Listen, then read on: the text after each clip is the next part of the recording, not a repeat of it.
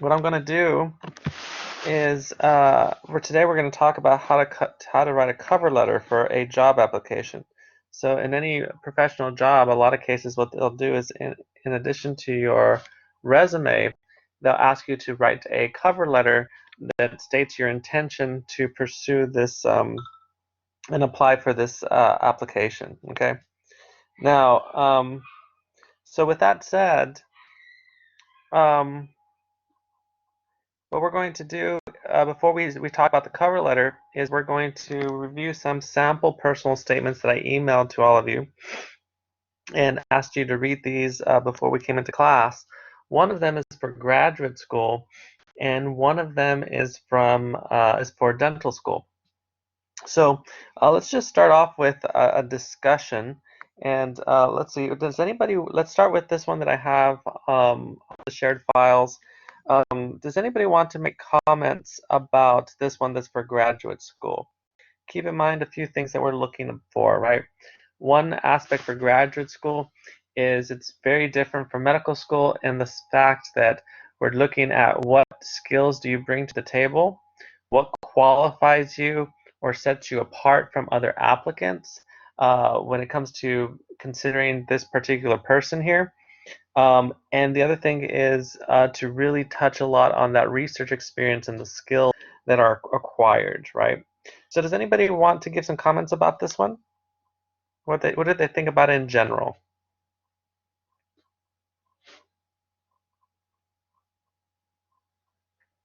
All right, so let's try this. Um, all right, let's try this. Amanda, you want to comment? Didn't you say something that there's a different where graduate school's more cut, bone, and dry instead of frivolous writing? This is true, yes. What did you think about that with respect to this statement? Excuse me. It seemed, to me, it seemed kind of like they were trying to do the whole paint a picture in the head. But they used like I guess it doesn't seem as dry as I thought a graduate one would be, if that Gotcha. makes sense. Yeah, you would think a little bit more, um, what's the word? Technical, right? A little more technical writing, less about background, stuff like this. Yeah. Anybody else? Just feel free to unmute.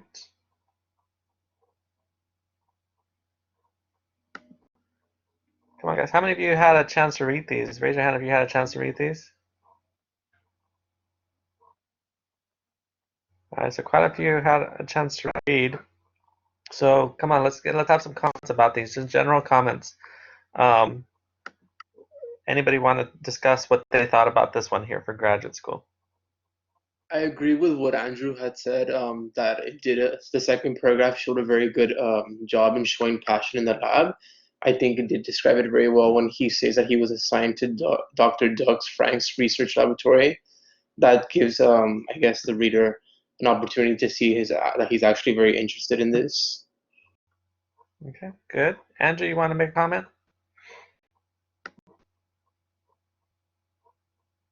You had your hand raised. I don't know if you want to make a comment, Andrew. Uh, in general, it was pretty solid, but like I said earlier, I thought it would be way more like technical Okay. than it actually was. Christian, you wanted to make a comment?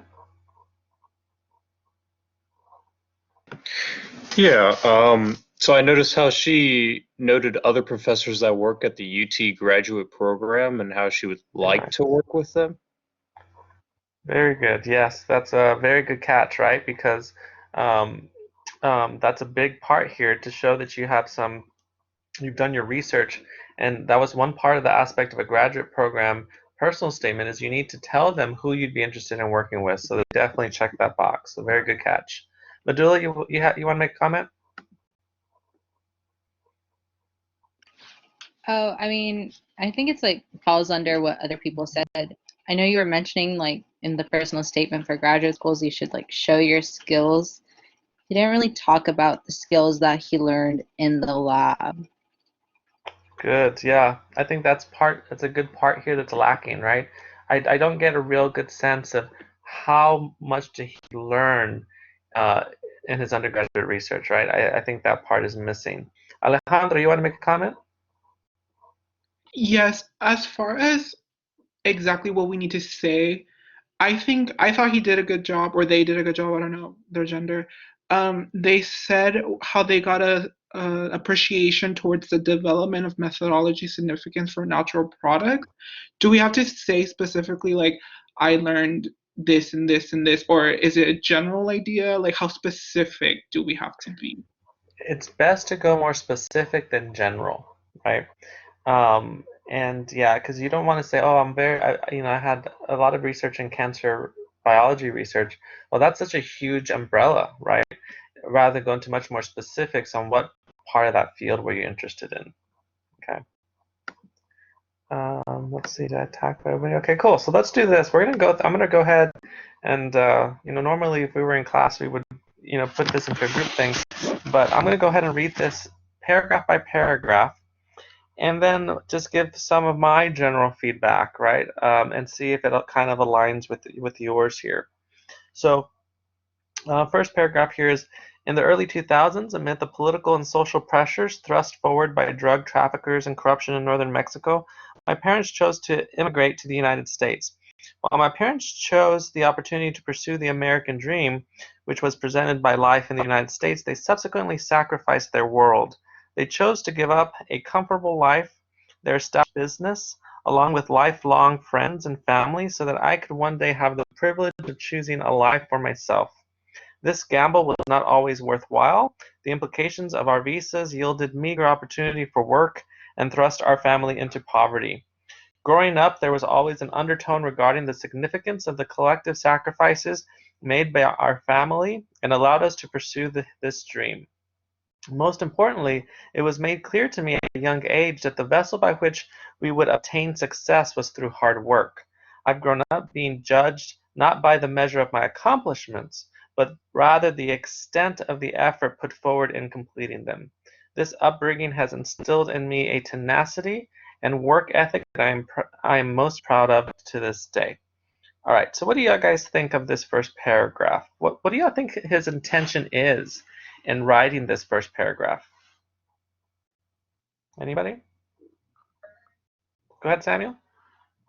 For me, when I kind of read the first paragraph, it kind of sounds like they're establishing how difficult their upbringing was. And uh, the way I read the last section, it kind of sounded a bit cliche because I feel like I've heard similar statements like that before. Mm-hmm. Okay. Anybody else? Andrew? Yeah, I think they're trying to establish themselves as a hard worker. It's kind of like what I felt was coming out of that. Like, I work very hard, and this is why, this is how I developed this. It's not just like you decide to, it's your upbringing. Mm-hmm. Mary? I feel like it's something relatable. So it's kind of hard to write that without sounding like everybody's saying like a cliche or anything, but I feel like it's relatable. So you relate to it pretty well, you're saying. Yes. Okay. So anybody else before I give my feedback? All right. So I think Mary kind of hit it on the nail on the head here. He's trying to show his background in the hope that somebody will relate to his background. Especially the other thing that I think that he's trying to do very subtly here is to establish to the reader that he is a minority, right? And especially in science, there's a huge move to bring minorities into graduate programs because there's so few that pursue PhDs in the sciences. So I think he's trying to make that message very clear to the reader that he is a minority, but without saying that I'm a minority, right? He's going back into the background story in the hopes that whoever's reading this will, one, recognize, well, we have a minority on our hands, or two, I am a minority and I relate to this, right? And trying to instill that. So I agree with Mary. I think he's trying to go for that relatable issue, and I also think that he's trying to make it very clear to show that he's a minority. But the other aspect here too is there are some aspects that I do think are a little cliche, um, and and I think what we're struggling with here is trying to remember. I told you you have to set that theme or that moral, and it's interesting that they're saying that what I'm gathering from here is that their theme or their moral of their life is that they work hard, and I do like the sentence here that says, I've grown up being judged not by the measure of my accomplishments, but rather than the extent of the effort put forward in completing them. In other words, you may have a lot of accomplishments, but if you didn't really take a lot of effort to get them, then what are they really worth? So I do like that sentence, but I do think that there's some aspects here for improvement that we can kind of instill a little bit more about, what does it mean to be a hard worker. But if the remaining of the essay kind of keeps defending this, then I think it does a pretty good job in general. Okay. All right, so let's go ahead and read the second paragraph here. My mother was diagnosed with breast cancer in 2018. Coincidentally, during this time, one of the projects that I was assigned in Dr. Doug E. France Research Laboratory was the synthesis of simplified tecanolonide analogs as preclinical leads for the treatment of triple-negative breast cancer. During this time, I noticed what was previously a genuine interest and curiosity for chemistry developed into a true passion. This passion persisted even after my mother recovered and has transcended beyond my work in this project. My time working under Dr. France has shown to be the most significant and gratifying experience in my college career. Working in a laboratory allowed me to discover the beauty and art that is intertwined with the complexity involved in organic chemistry. Most importantly, the leadership and guidance provided by Dr. France enabled me to apply my creativity in ways that I never knew were possible. The opportunity for discovery and innovation in organic chemistry is riveting. Organic chemistry is delightful in the fact that often impending failures await around the corner. This failure provides an environment which inspires innovation and imagination in unprecedented ways. The defeats in organic chemistry only make the successes all the sweeter. All right, so what do you guys think about this paragraph? Andrew, go ahead. I think she was kind of vague, or she was kind of vague as to like, because she or he or the person that wrote this was like, this impacted me this way, but she never mentioned like how or like what ways. You get me? Because like she mentioned ways multiple times in a paragraph, and you're like, okay, explain the ways, or like, why are you saying it and not explaining it? Right. So basically not very specific is what you're saying. What about Christine? You have your hand raised? Yeah, so like while I was reading this paragraph, and I was reading like how like it was like gratifying and significant, but I wanted to know like what happened in the lab, like in specific, to like have that effect on this person. All right. Good. Anybody else? No? All right, so I'll go ahead and give my comments. I completely agree with both of you. This paragraph, although I think they do a very good job of explaining their passion, right? And that part is clear, but that was clear to me in two sentences. And then I see all the rest of the sentences here, and what I ask myself is, I don't remember what this paragraph is about, besides that they're passionate about what they did, right? So in other words, it's not memorable. And it's not memorable because it's very vague, right? And I agree with Andrew here and Christine. This is the paragraph where I think that they probably should have put in much more specifics. What did they do in the lab specifically, right? And when Madula mentioned, I don't see the skills. This is the paragraph where I think they should have mentioned the skills that they learned on the laboratory, right? And any accomplishments that they had. Did they publish papers, right? Did they, if they did have failures, what were those failures in the lab and how did they overcome them, right? These type of things, okay? All right, so then this next paragraph here. I believe that the University of Texas at Austin would provide the perfect environment for innovation, experimentation, and the continued maturation of my understanding of this field, which I have fallen in love with. It is clear to me that UT has the culture that demands a degree of excellence from its students. For years, UT has been the forefront of innovation in the laboratory and in the classroom. It would be an honor to be able to work under the supervision of professors such as Dr. Michael Crochet, a synthetic organic chemist. There is nothing, as a synthetic organic chemist, there is nothing fundamental than the ability to make carbon-carbon and carbon heteroatom bonds. The advancements which has been made in this regard by Dr. Crochet's group is astonishing. This is especially evident in his recent work, where he was able to obtain a mild method of forming heteroatom quaternary centers to make alcohols and all carbon quaternary centers for the formation of ethers. My time with Dr. Doug France has provided me with appreciation towards the development of a methodology significant to natural products and active pharmaceutical ingredients. I would love the opportunity to explore this further under the supervision of Dr. Stephen F. Martin. It is evident to me, I need to switch the page here. It is evident to me the emphasis that is made by Dr. Martin to interdisciplinary research and the bridging of synthetic bioorganic chemistry with chemical biology, which I believe is an integral and applicable chemistry.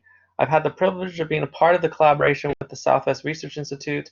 In this collaboration, I've been able to work closely with Dr. Sean Bloomberg, and it has shown me the level of preparation that Dr. Martin's students leave his group with. Okay, so what do y'all think about this one?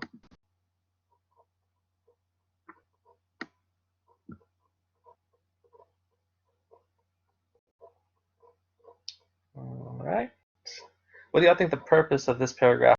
What was he trying to do with the purpose of this paragraph?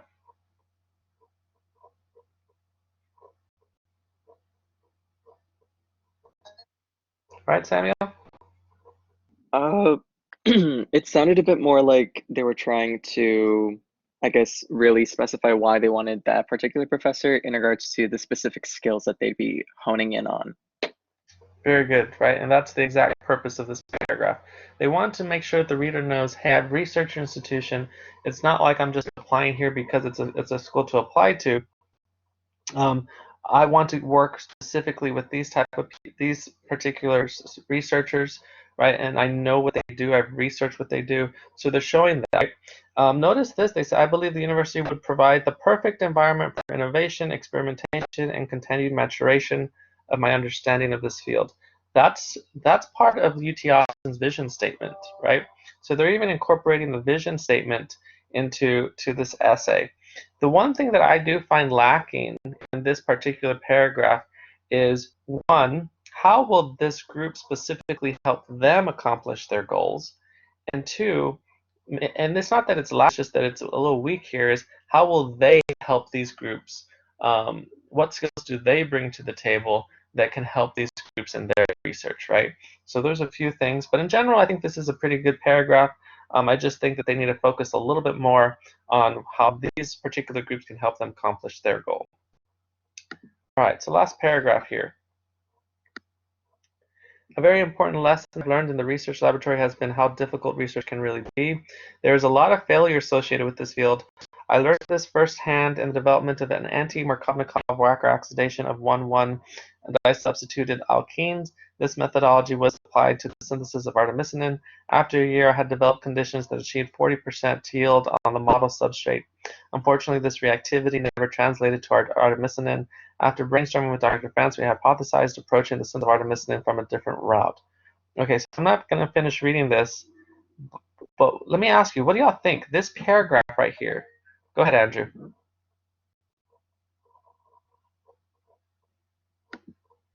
ahead, Andrew. It was mute.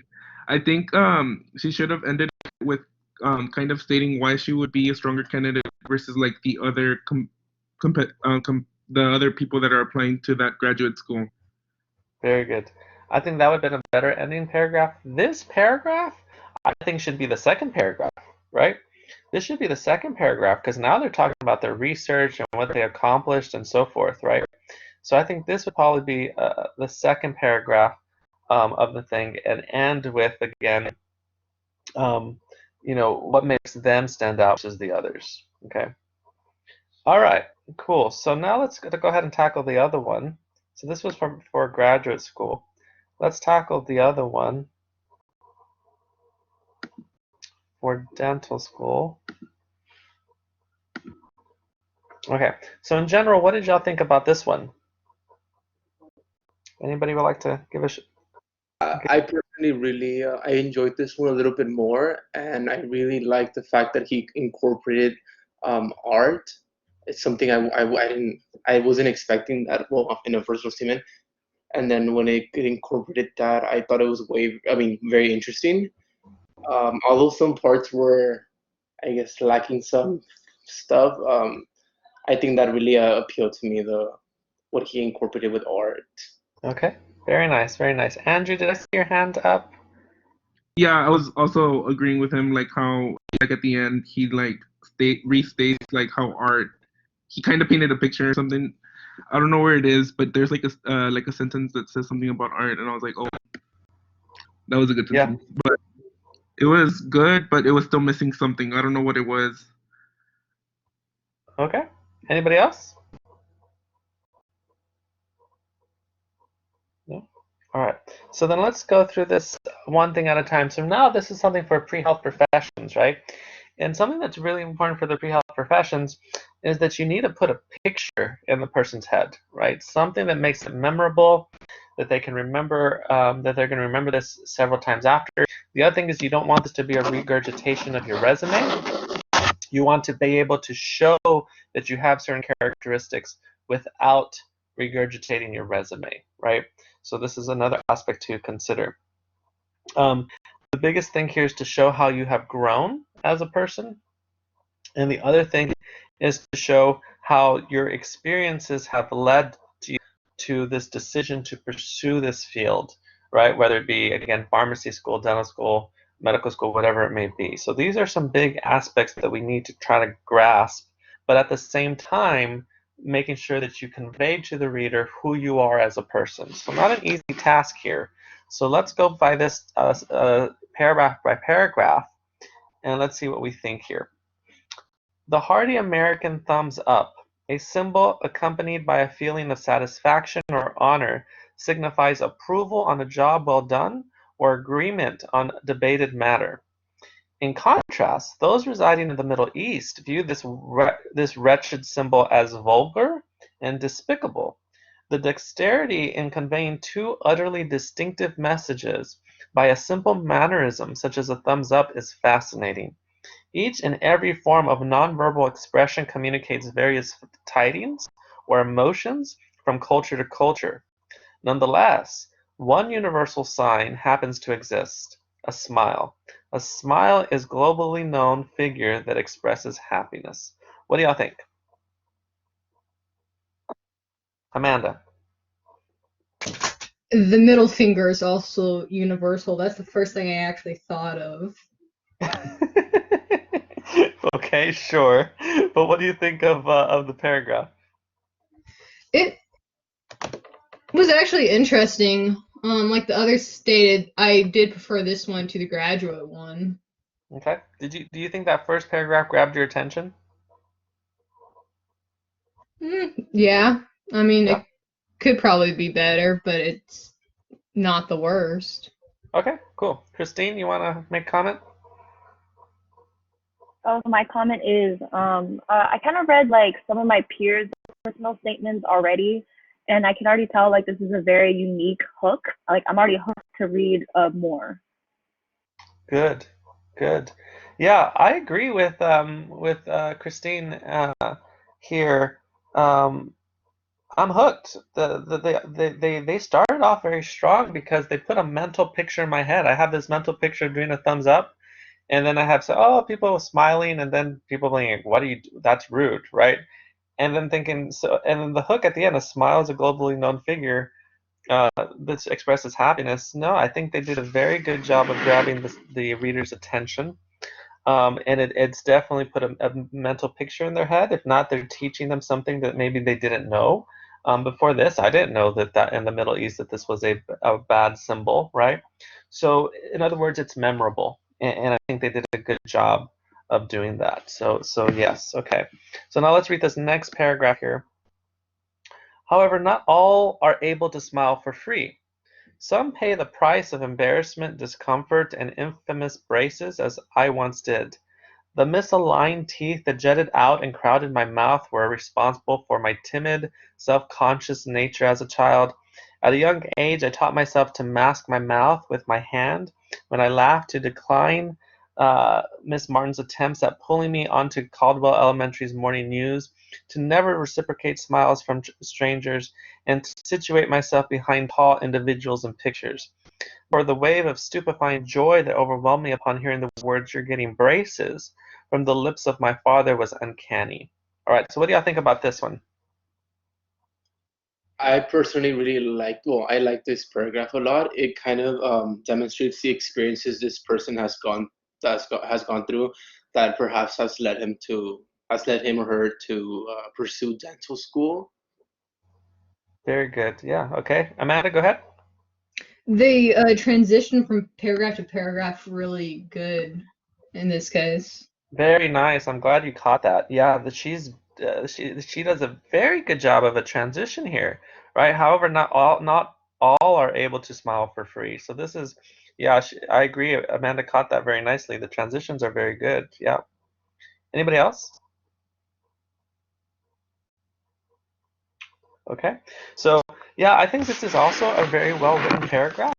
I think it continues with this. I don't know if you guys are picturing this in your head, right? You're getting this mental picture of this little girl with very, um, um, messed up teeth and very shy and hiding behind people because she doesn't want people to see her teeth, right? And it's giving us a little insight, not only into, I mean, we can kind of infer, like some of you mentioned, like Alan mentioned, we can infer where she's going with this, right? Why she's pursuing dentistry, but she's giving insight into her background by putting a mental picture in her head. So I think this is pretty good. Okay. All right. Let's keep going here. Without delay, I became the subject of Dr. Longoria, a brave orthodontist who promised to restore my smile. Dr. Longoria fulfilled her promise 2 lengthy years thereafter. The dazzling smile she gifted me not only transformed my appearance, but also my fortitude. I found myself becoming somebody who smiled unconditionally, who laughed obnoxiously, who approached strangers, who had a fondness for pictures, and who volunteered to speak to an extensive audience. Furthermore, I began to run for and attendantship positions in various organizations. For instance, I'm now the officer of the Pre-Dental Society, Indian Culture Association, and I'm in the process of founding sorority Delta Kappa Delta. Dental work reinstated my lost confidence, allowing me to evolve from the reserved, insecure individual I once was to an individual who is engaging and courageous. With this in mind, I strive to embark in the path of dentistry to reshape the lives of others. All right, what do y'all think?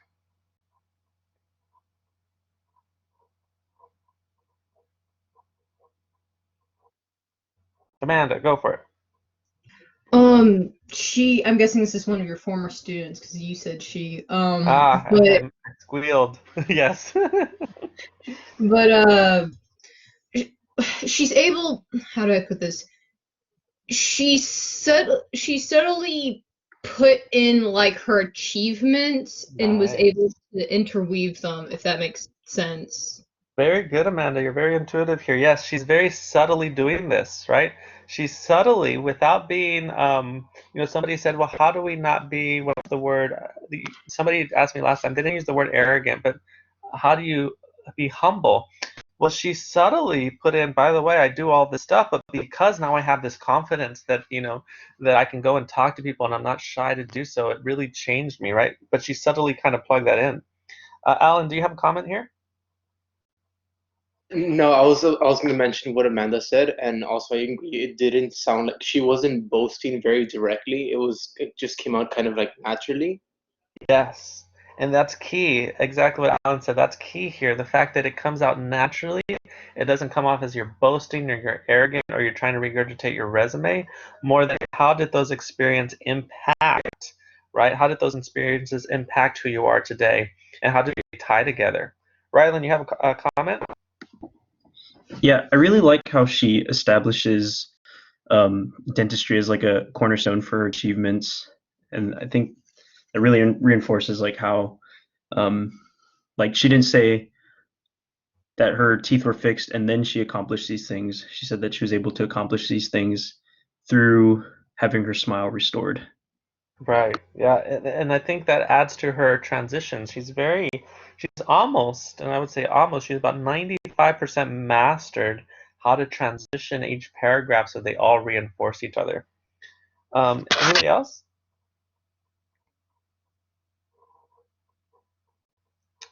I'll answer that question at the end, Amanda. So now I will say this though.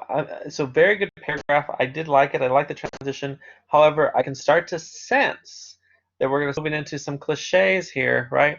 One reason I say that, it says a subject of Dr. Longoria, a brave orthodontist, right? All right, let's bring it back a notch, right? It's not like this person's fighting lions, right? So that's what I mean by going a little too much into, we can just say an orthodontist, right? It's not like he was getting some type of harm fixing this person's teeth, right? So that's what I mean by careful with those little cliches, right? I know you're trying to tell a story, but that might be a little much. Okay. All right. People bite. I get it. People bite. Yes. But come on. All right. So let's go look at this next paragraph here. Moreover, dentistry posing of an engrossing field, science. Oxford Dictionary defines the term science as the intellectual and practical activity encompassing the systematic study of the structure and behavior of physical and natural world through observation and experiment. However, I define science as the explanation to question of the inquisitive. Why do humans find it necessary to sleep? Why do elephants eat trees? Why does it rain? Why is it impossible to fall off the face of the earth? Since elementary school science has never failed to reveal intriguing facts about the world around me, dentistry, a study governed by science, is also unknown mystique that I am anxious to apprehend. All right, what do y'all think?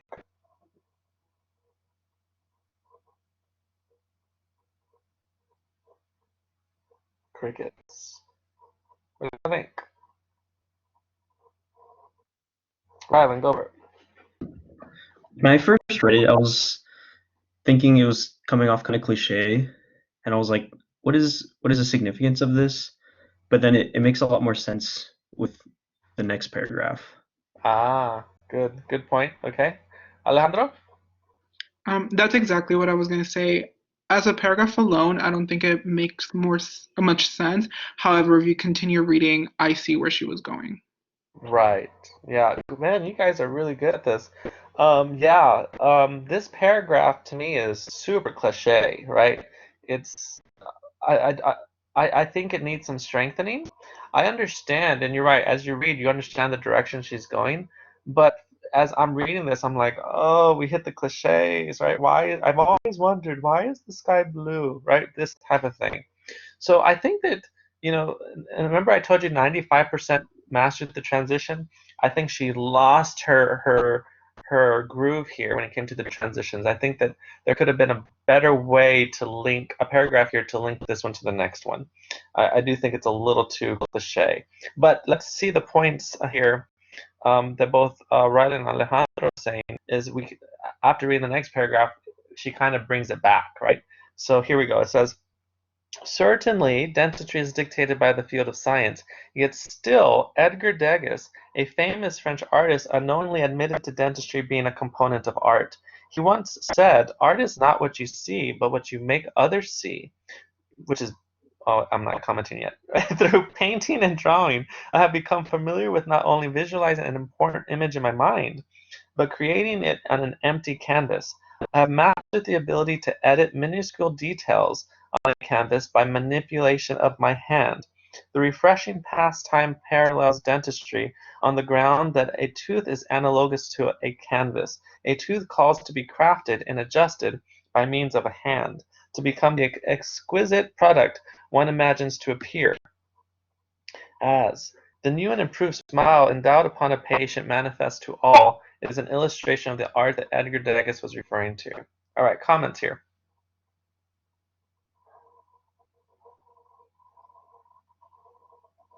This paragraph, I think, was really well written. Well, at least to me personally, the way this person incorporated art, it was very unique, I guess, because not everyone is able to see dentistry in this way. So I thought it was kind of impactful.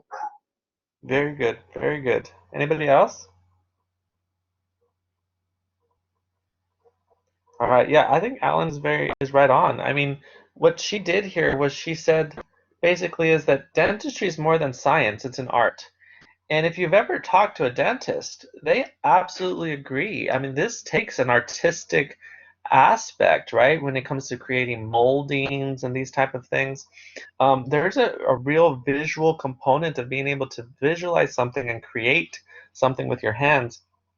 This is definitely a form of art. And I think she makes that transition very well. So she kind of recuperates that previous paragraph about science, which was weaker, definitely weaker. But I think she does a good job of tying it into this aspect, right? Okay. Mandula, I missed your chat thing. Did you want to make a comment? Oh no, like I just realized, yeah, they do see it as like I have friends who are artists, but they like dentistry mainly because I forgot like what it's called, but they use like those drills to like big molds and everything, so they really Right. enjoy that part.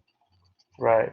And for those people here that are going into dentistry, they have to take that perceptual ability test, right? That's on their DAT, right? Where they ask questions about how would you manipulate this shape if it was done this, this, and that.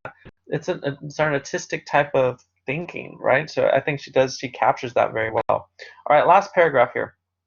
The art of dentistry is a demanding necessity. Through my experience of shadowing dentists and attending nonprofit volunteer events such as Texas Mission of Mercy and Dentistry with the Heart, I have witnessed the importance of dentistry in people's daily lives. For the sake of pain mittance or in the reinstatement of the ability to chew and dine, thousands of people flock to events such as these to receive a remedy. I was flabbergasted at the discovery that some individuals wait in line for 5 to 6 hours to obtain free dental care. Provided that a desire for the dentistry exists in Texas, I am persuaded that a requirement for dentistry exists worldwide. After all, a smile is a universal symbol. Ultimately, I long for the privilege to give back, not just to the community, but to the world through the field of dentistry, a life-changing field composed of science and art that is requested on a global scale. What do y'all think?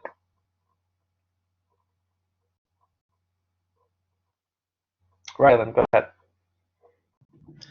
I really like how she tied back into her first paragraph with Awesome. referring to a smile as a universal symbol, as well as how in the very last sentence she also noted that it's composed of science and art. So everything seems very intertwined in her statement.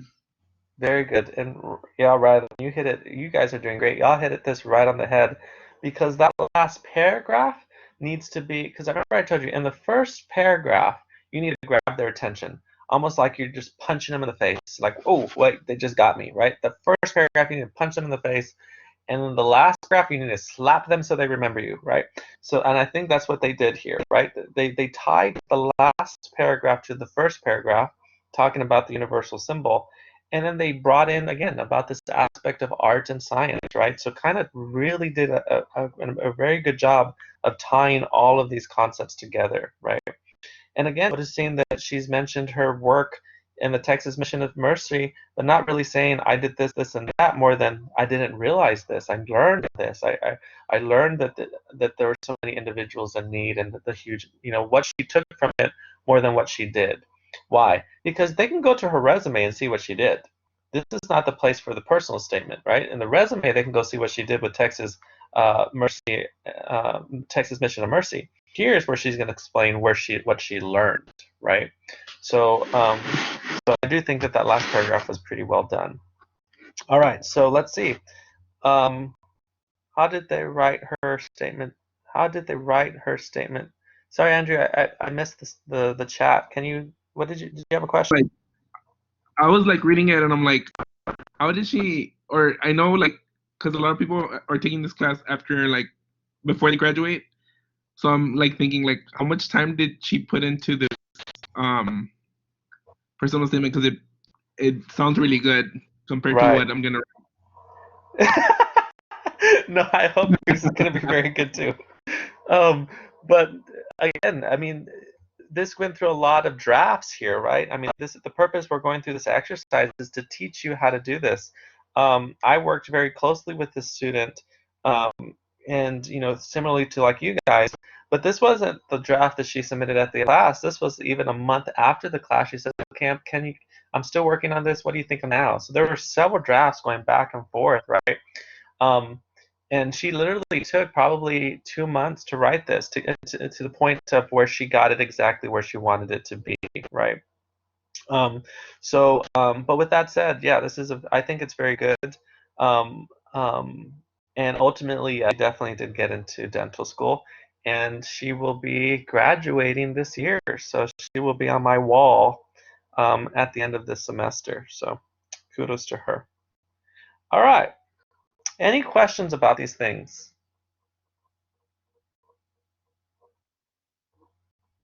What wall? If you go into my office, Amanda, anybody who has earned the title of doctor their picture is on my wall. Anybody else? Am I on there? Well, no, I'm not on there. I mean, it's my wall. This is my students. Any students, my former students. Go ahead, Christine. Oh, I just realized since we're not meeting in person for this semester that you can't give your PowerPoint to your organic kids. Yes. Yeah, I know. That's an Yeah. unfortunate consequence. I kind of wanted to submit a picture for that PowerPoint, but I couldn't take pictures. Well, you realize that I do have it on YouTube, so whenever you get your picture, just send it to me, and I always update my PowerPoint. So, Ooh, okay. all right. Any questions? All right. So if there's no questions, then you guys know exactly what you have to do, right? You need to start writing this and start thinking about this, and realize that it is going to be difficult. It's going to be challenging, and there's going to be several drafts before you get it perfect. Even the one that you submit to me for final grading may not be your final draft before you submit. So realize that this requires consistent revision, right? But now you have some models. You have the PowerPoints to think about, and you have some models here to consider also. All right. So, but like I said, many of you said that you're not going to be pursuing either a pre-health professional school or graduate school, and you're going to be pursuing a job. So what I want to do is I want to go over a lecture here on how to write a cover letter for a job. And then class, we're supposed to go over how to request a letter of recommendation. I think that gives us enough time to go over some samples of cover letters that I'll send to you guys just like we did today, and we'll review them. And what just happened here? Why is this looking like this? Guys, does this look weird on your end? Does it look like it's overlapping each other? Or can y'all see the PowerPoint?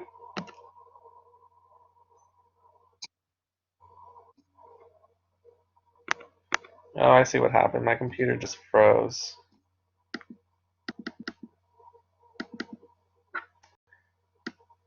Nietas.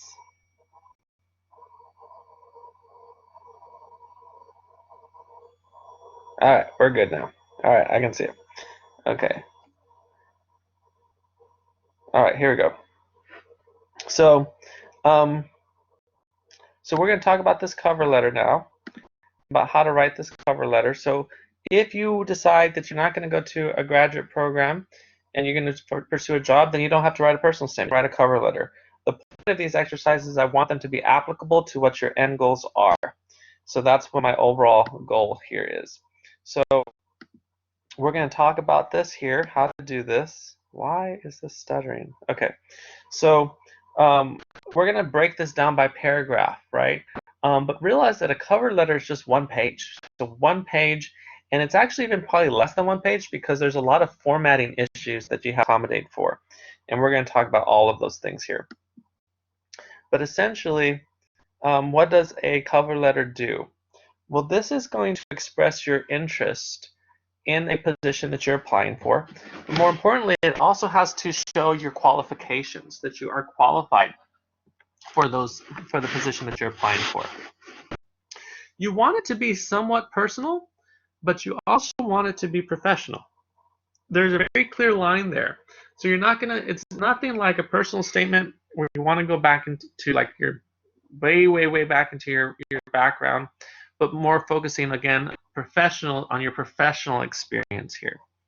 The other thing is that you want to make sure that you tailor your letter to the company that you're applying. This is one of the biggest mistakes I see people make, is that they use the same cover letter for every job. And that's a huge mistake. The cover letter should be specifically tailored to the job, and more specifically the job description, right? So the job description that the person is applying to. So if you're going to submit a cover letter, just like your personal statement, I need the prompt. In other words, if you're submitting a personal statement, I need the prompt from the graduate program or medical school or pharmacy school, whatever school you're applying to, what they're asking you for. And then if you're submitting a cover letter, I need the job description. Okay, I need the job description that you're going to be applying for. But the thing here is you're going to have to explain how is it that you fit into that organization, right? So if you're applying to UTSA, how do you fit into UTSA? If you're applying to Southwest Research Institute, you know, how do you fit in there? What can you bring to Southwest Research Institute that can help them accomplish their goals, right? So essentially here what you're doing is you're selling yourself, right? And you have to sell yourself in a very small amount of space when it comes to your writing. So one thing you want to make sure you know here is general job information. So this is all going to come from the job description, right? So the advertisement, you want to make sure you know these, and you want to make sure that you know what are the skills and qualifications that they're looking for. And those keywords, a lot of the keywords that are in the job description should be in your cover letter, just like they should be in your resume. So you need to think about this, and you need to include those. The other thing you want to do is you want to go to the institution that you're applying to and find their mission statement or their vision statement or their goals, and incorporate that into your cover letter, and know what those statements are, because it's not unusual that they might ask you in an interview. They might even say, "So what's our mission statement?" Right? To show that you've actually researched the institution. So if you tie this into your cover letter, then it makes it a lot more selling point. If you remember, like when we were writing the introduction, and I gave you a sample for the research proposal, and I said, this research will lengthen life, increase the quality of health. Well, that was the mission statement of NIH, right? Same thing here, right? You want to try to incorporate it into your cover letter. All right, so traditional approach to writing cover letters. Single space, right? Typically you want a single space. You want to leave one space between each paragraph. So again, this is a lot more strict when it comes to this particular format. You want to at least leave 3 spaces between your sincerely signature. You want to leave a space between your heading and your greeting, right? So the heading is your contact information, and the greeting is "Dear so-and-so." You want to make sure that all of your paragraphs are aligned to the left side of the page. You want to use standard margins here, such as 1 inch on each side, right? You don't want to go to having like 0.25 because you're trying to space. They will recognize that. You want to center the letter in the middle of the page. In other words, if it's not a full page, then you want to at least try to center all of the writing into the center of the page, okay? And I'm going to show you some examples here, but I'm just listing these out here. And you also want to make sure that you sign your name in ink here. And either typically black ink is best. Blue is not unheard of, but I wouldn't go anything other than blue. But if anything, sign it in black ink. So this is what an example of the formatting looks like, right? So at the very top here, you're going to have your student address. So this is all your contact information, right? So notice how much wasted space, and I'll look at this here. I'll highlight this here. Look at all this wasted space here because of formatting. So don't think that you have a lot of space to write here, because a lot of it is lost due to, and I didn't mean to do that, is lost due to the formatting, right? So, but again, student address is right here with all the contact information. Notice that the phone number is there also, along with the email address. So if they need to get in contact with you, it's right there. Then you have a space and then the date that is spelled completely out, right? We're not saying 08/16/06. No, we write it completely out here. And then you're going to have the information of the person who the letter is going to, right? So in this case, Jenny Locke, the recruiting is at this address, right? So you need to have that there. Then you're going to have another space, and then you're going to have the salutation, Dear Miss Lockridge, right? Or whoever it may be. So, and then you're going to have your first paragraph. You write that, again, another space here. The second paragraph, space, conclusion, which is very short, space, sincerely, your signature, and then your name. Okay, and if you're including your resume, then you'd put another line down there that says enclose your resume to show that an additional to this cutter, there's an attached resume. Okay, so this is the general format that you need to have for your cover letter, right? So I think this slide kind of covers it pretty nicely. All right, so then what we're going to do here now is we're going to cover each of these sections that I just addressed section by section. And let's start with this header here. So when it comes to this header, you want to make sure that the address is specific person, if possible, right? So in this case, you're going to have your information, then space, date, space, and then the name of the person, so that you're addressing this to and their contact information. A lot of cases, this is found on the job description, right? It's the person who's recruiting. Call it the recruiter. So you want to make sure that that information is clearly there, right? If you can't find the information, there's nothing wrong with calling and asking for some of that. No, I would like to apply for this position. I just wanted to get the contact information for my cover letter. There's nothing wrong with that. Okay. The other thing is make sure you use the right title, right? It's not offensive. It's just really shows the research aspect. What do I mean? When people send me emails saying, Dear Mr. Aguilar, I'm like, oh, okay, this person doesn't really know I have a PhD, right? Because otherwise they would have called me Dr. Aguilar, right? So just do the research. If you can see that they have a degree, use the appropriate title there. Now, so then moving on to an example here, right? So you'd have the date, the person and their title, Stacy Lowe, CEO, Lowe Labs, here's the address, and then Dear Miss Lowe, right? So here's an example. All right. Now, so then let's talk about this first paragraph now. So what's the purpose of this first paragraph? First thing is you need to get that reader's attention, right? Now, I'm not talking about like a story or anything. This is not the place for that, right? But you want to get the aspect of where you introduce who you are, right? So introduce yourself, introduce your qualifications, you know, if you have a degree, and if you do have a degree, in what field, right? Explain the purpose of the letter. You know, I'm applying for the chemistry technician 1 position in your flammables department, right? Be specific on what it is that the letter is intended to apply for. And then also explain how you can help the organization, right? You say, you know, I understand that you are currently working on developing new flame retardant materials for so-and-so. I believe my skills will be very valuable because I have training in so-and-so, right? So this is where you state those type of things. And you also want to kind of preview the rest of the letter. So you're giving them, what I mean by that is giving them kind of an idea of where you're going in the rest of the letter. Okay, so this is the first paragraph here that has some more details on the next here that can help you think about how to do this. So it's important to include who you are and why you're writing the letter. We talked about that.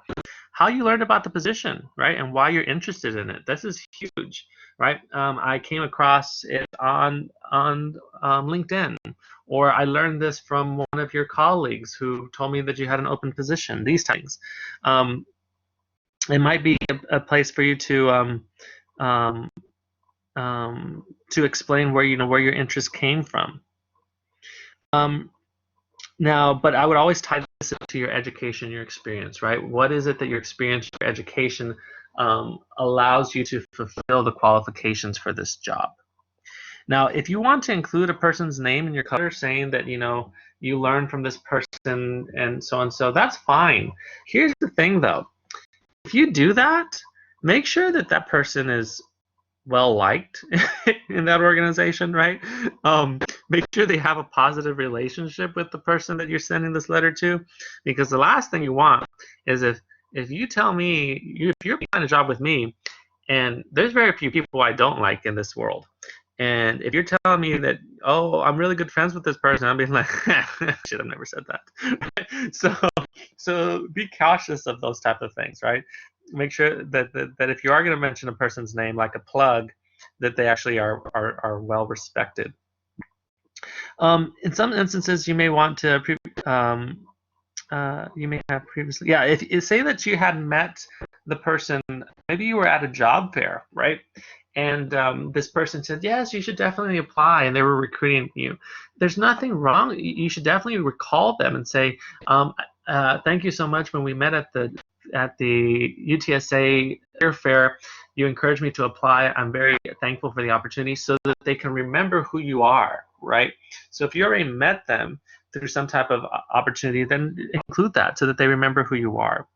The other thing here about how your goals are going to align with the organization, right? How their organization will help you, and ultimately how you can help them, right? So this is big here. All right, so here's a sample of a first paragraph. After speaking with Emily Richards about her past summer in the internship program, I'm interested in your human resource summer internship position. I worked with employee benefits this summer and became interested in the human resource aspect of the position.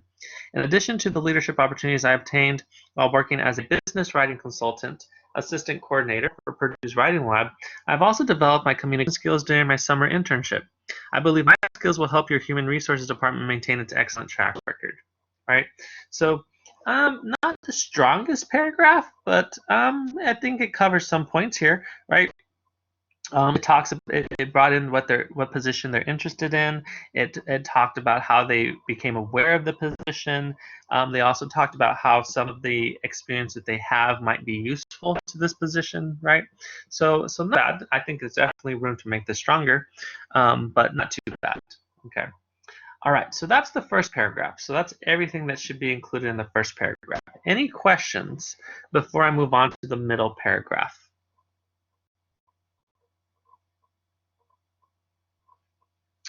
Crickets. All right, cool. So let's go ahead and go to the middle paragraph then. All right, so the middle paragraph here is going to highlight the skills that you have. So where the first was just more of introductory, this is going to really highlight the skills and that you will have that you can contribute to the company. And you really want to, again, highlight your interest in the company. Why is it you're applying to that company and not another, right? If you're applying to Southwest Research Institute, why what is it about Southwest Research Institute? Why not DPT stories, right? So you want to bring that in, your interest in the company. Make sure that you provide some real evidence.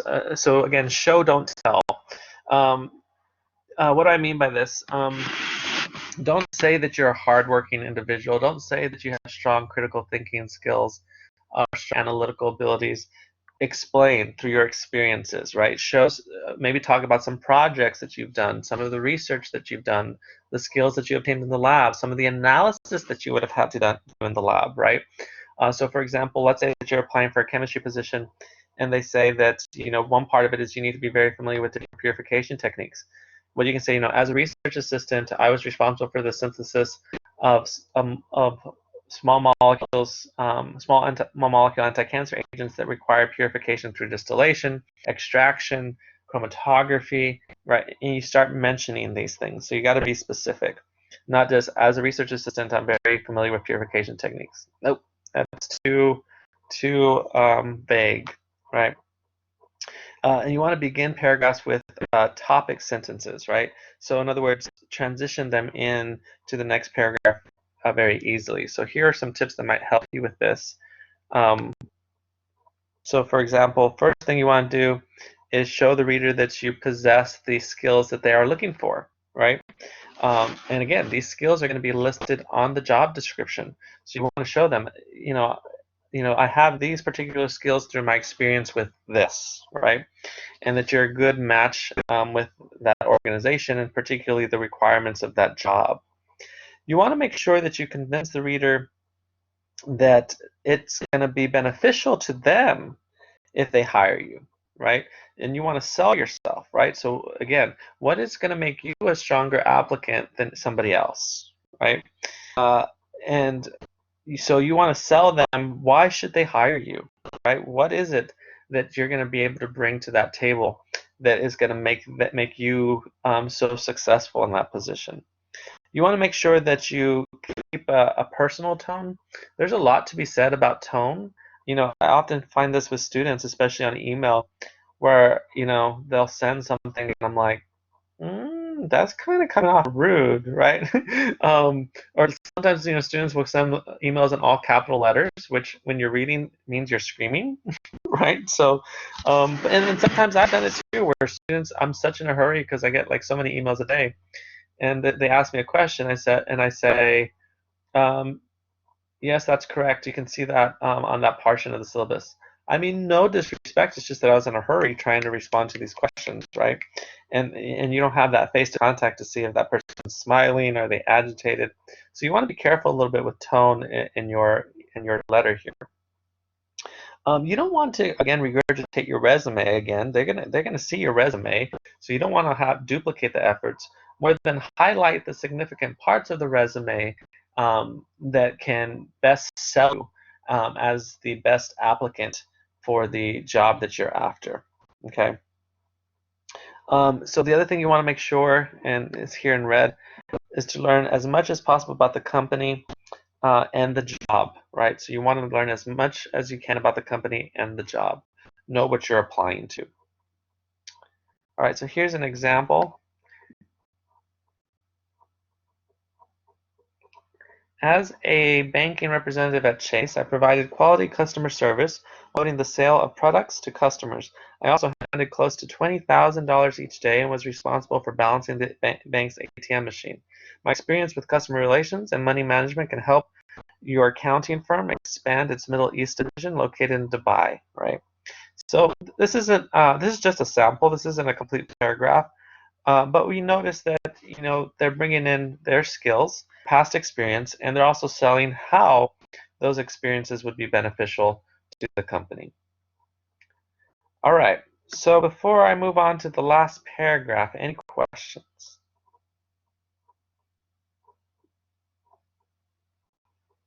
All right, so let's go ahead with that last paragraph here.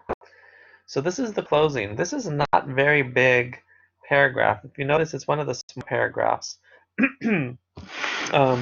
The bulk of the information is going to mainly be in the middle paragraph, right? But this is where you want to kind of wrap everything up, right? Restate why is it that how you align with the organization's goals, kind of restate your skills and how you're a good candidate for this. But the other part here is you want to give your contact information and then inform the readers when you will contact them. So in other words, and I'll give you some examples here, it's okay to go and ask the status of your application. I think what happens a lot of times is that people are embarrassed or they feel like I'm bothering them if they go and check the application. Well, if you're calling every day, then absolutely. But there's nothing wrong with calling in a week or maybe even in 2 weeks to say, hi, I'm so-and-so, I applied for this position. I'm just checking on the status, right? So you can mention this in the letter that you will contact them. But big thing is always thank the reader for their consideration for the position, right? You want to come up as polite. So here's an example. I believe my coursework and work experience in electrical engineering will help your Baltimore division attain goals, and I look forward to meeting you to discuss the job position further. I will contact you before June 5th to discuss my application. If you wish to contact me, I may be reached at blank. Thank you for your time and consideration, right? Now, so what do y'all think of this? What do y'all think of this paragraph? Anybody? Or more specifically, what do you think about the part, I will contact you before June 5th?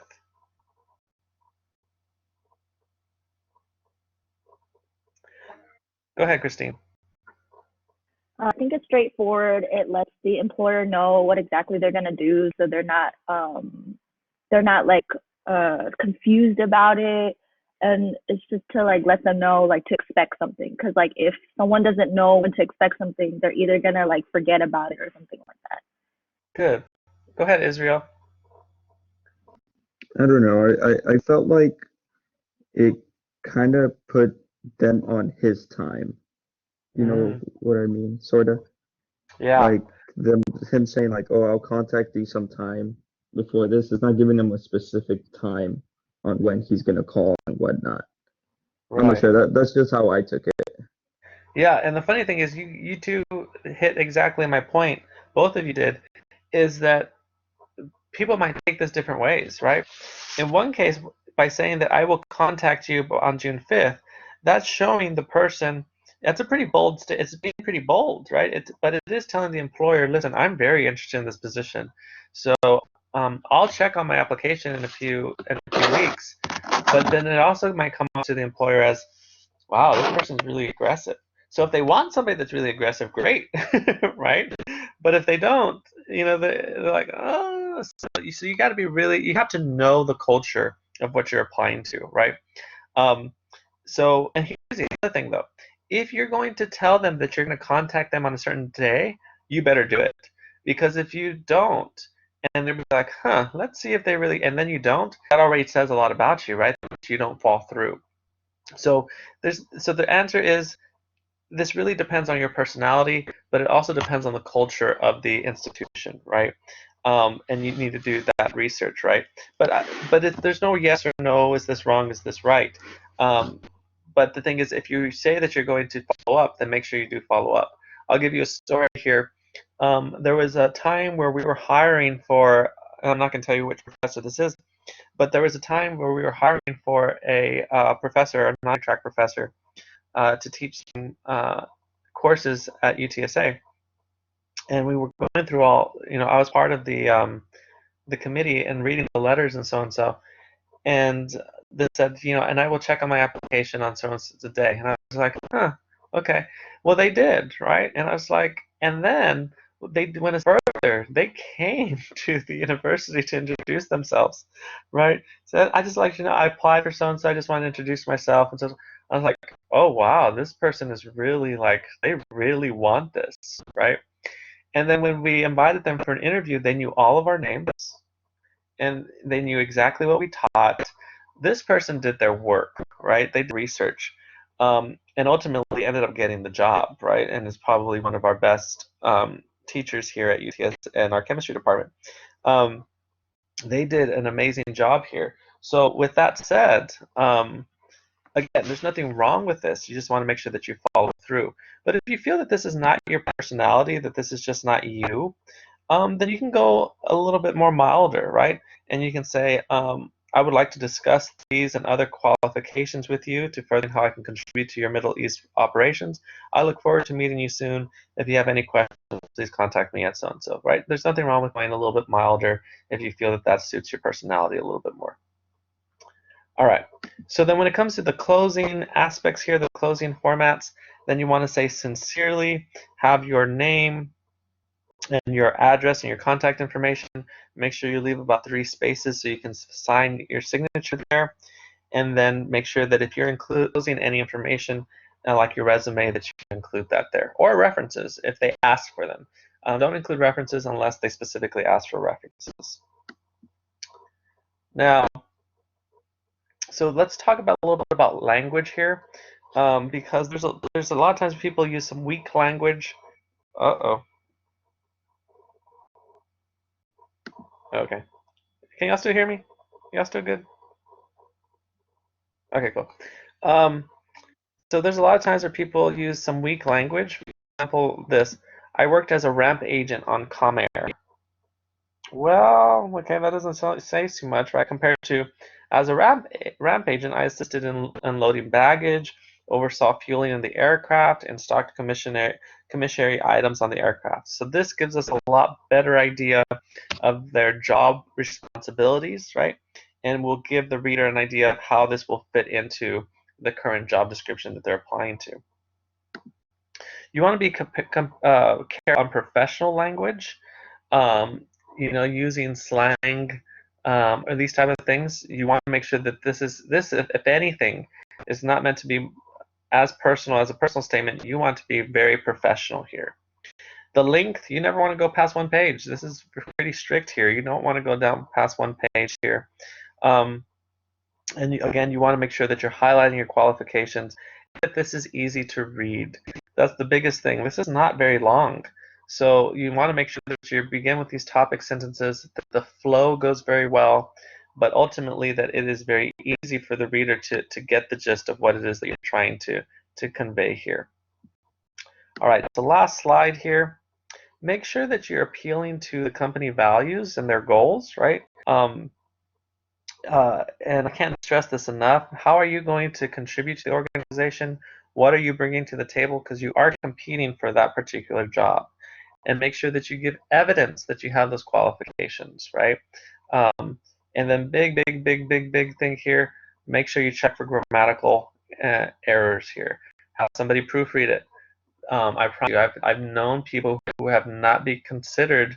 I myself have, when I've been interviewing people, and I've been on committees to interview people from the highest, from the provost, which is the second command to the president, to our dean. I was on the committee to search dean. And one of the biggest things is, like, if you're applying for this position and you have all these grammatical errors, you obviously did not put in a lot of effort into this application, right? So don't do that, and make sure that you double check those type of things. All right, any questions? All right, so there's no questions. Then when we start up on Tuesday, I'm gonna email you some cover letters ahead of time. We're going to do just like today. We're going to talk about, dissect them and say what we think are good and bad about them. And then we're going to move on how to request for a letter of recommendation, which is something that I recently added because I think it's necessary. But if there's no questions, then I go ahead and end this lecture. So last opportunity for questions. Go ahead, Amanda. So we can write a cover letter instead of the thing for like dental medical school and graduate, right? Right. So you have a choice. You can either write a personal statement for graduate school, a personal statement for pre-health professional school, or a cover letter. And then, so whatever we do with that, does that correlate to what we're going to interview with, or is it going to be different? So let's say I want to do a cover. No, you are absolutely correct. Absolutely.